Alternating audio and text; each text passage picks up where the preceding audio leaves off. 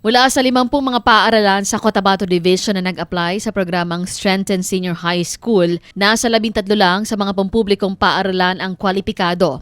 Kabilang dito ang mga paaralan mula sa Alamada, Alyosan, Mahilala, Carmen, Kabacan, Libungan, Magpet at Matalam.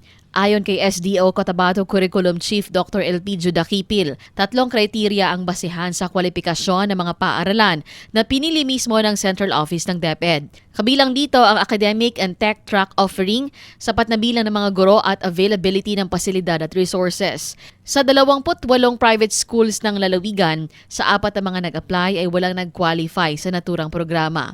Ang Strengthen Senior High School program ay binawasan ng subject at naka-merge sa iba pang mga subjects na kung dati ay nasa 15 subjects sa senior high school, ngayon ay nasa 5 core subjects na lang. Ito ay effective communication, life skills, general math, general science, pag-aaral sa kasaysayan, lipunan at Pilipino. Umaasa ang kagawaran na sa ganitong programa ay mas maging epektibo ito sa mga mag-aaral at kung magiging matagumpay sa susunod na mga taon ay isusunod na rin ang pagpapatupad sa iba pang mga paaralan.